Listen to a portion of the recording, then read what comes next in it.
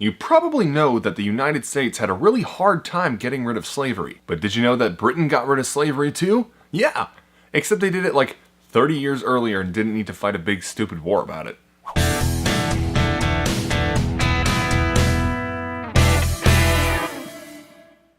Hello everybody and welcome to History Abridged. It's history, just shorter. Today we're going to be talking about slavery in Great Britain, and more specifically, how it ended. This topic was requested by Stefan Alti-Thorvaldsen. I apologize if I butchered your name. Throughout a lot of Britain's history, slavery was just kind of how things were. But it wasn't until the Normans that anyone actually did anything about it. In 1102, the church issued a decree to ban it, but they didn't actually have any legislative power, so no one was really under any pressure to actually listen to them. But for some reason, they actually kind of did. It took a while, but by about 1200, slavery in England seemed to not even exist. But that also might be because they just merged the slaves with the serf population, and there really wasn't a whole lot of difference between the two. It wasn't until the 17th century that slavery popped up again. Except this time they tried to justify it for some, and others they just gave it a prettier name. Criminals and indentured servants, people who signed contracts to work for free for a certain amount of time, were sent to British colonies to work on government projects and serve wealthy families. Despite not being called slaves, there really wasn't a whole lot of difference between criminals and indentured servants when compared to slaves. They could be bought, they could be sold, they weren't allowed to marry without permission, and they could be physically punished. Really, the only difference is they only had to serve a certain amount of time as opposed to,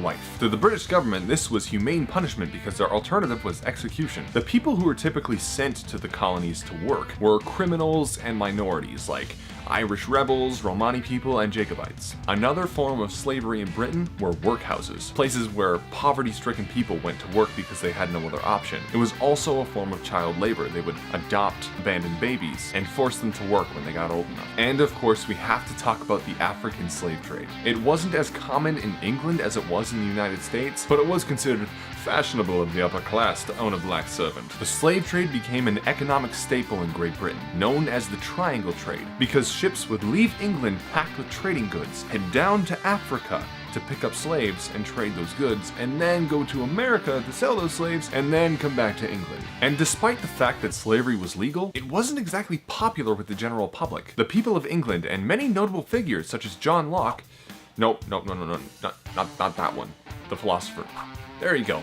Opposed it. But it wasn't until William Wilberforce, God, some people get the best names, introduced and passed the Slave Trade Act of 1807, which abolished the slave trade but not slavery itself. So you couldn't buy and sell slaves, but you could still own them. Slavery itself wasn't abolished until the Slavery Abolition Act of 1833, but there were a few catches. For example, the act would not affect any lands owned by the East India Company, and any slaves over the age of 6 would be redesignated as apprentices, and those apprenticeships were to be phased out in sets, the first in 1838 and the second in 1840. Luckily, because of protests, all of these apprenticeships were phased out in 1838, and the East India Company exceptions were lifted in 1843. So how exactly did the government get all these slave owners to agree to this? I mean, America, there was a lot of controversy. There was a war about it. Well, turns out all it took was a big pile of cash. Great Britain spent £20 million